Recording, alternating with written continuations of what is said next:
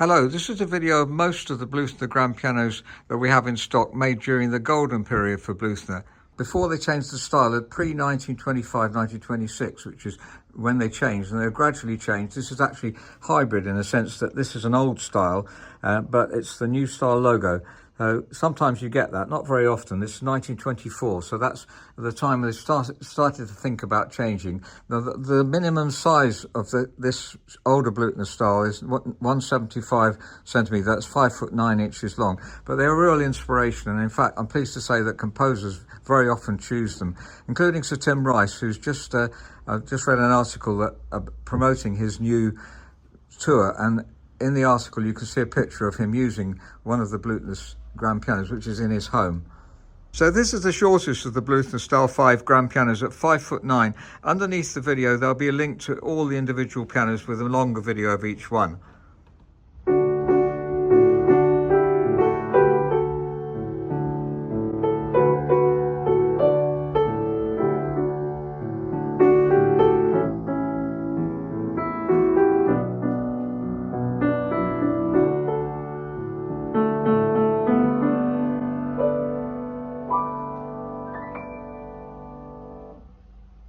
This is the Bluthner Style 7, that's 190 centimetres long, 6'3" long, and it has the normal style logo there. It's made in 1905, this one.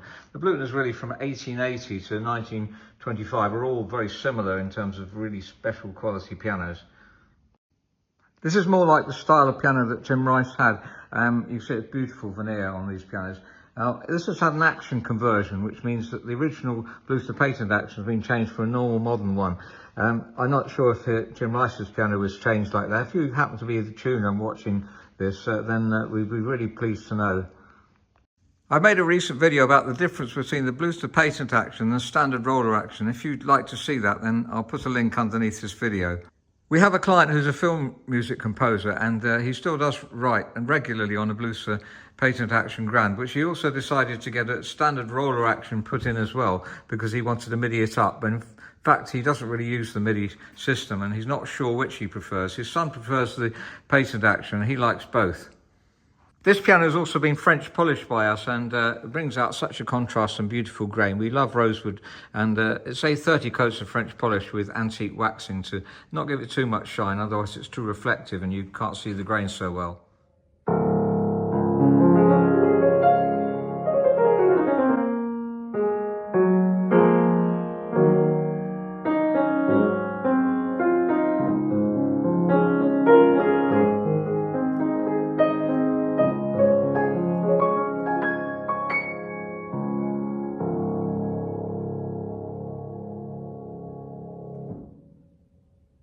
This is another Bluthner Style 7, made in 1920, very similar piano, though we haven't French polished this one. You can see it's much more reflective, and it's just as high, similar quality piano really.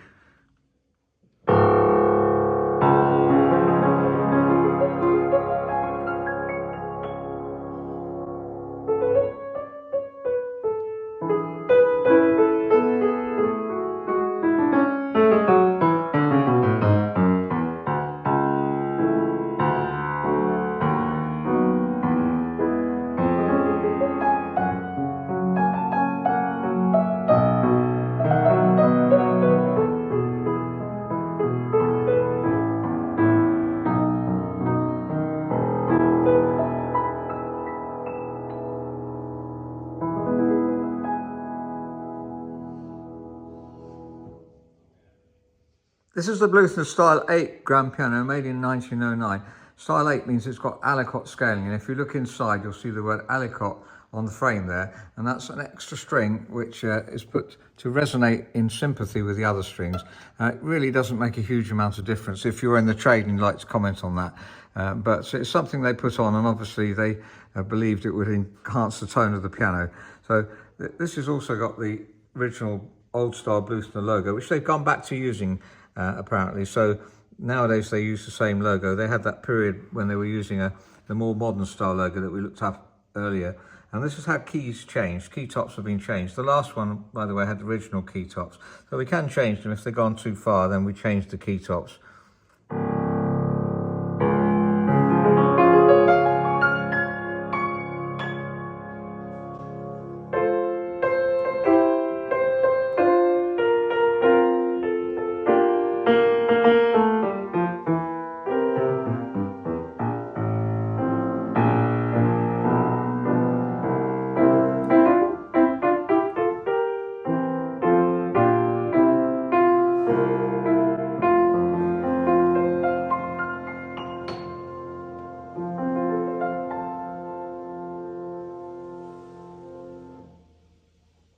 This is another Bluthner style 7 grand piano, 190 centimetres long, made in 1910. And again, this one's been French polished by us. Obviously, that does cost more. It takes 70 hours to do the French polishing with 30 coats and waxing. And you can see what a beautiful grain it is. This is natural French polish. We've not added any colour to it. It's just such a pretty veneer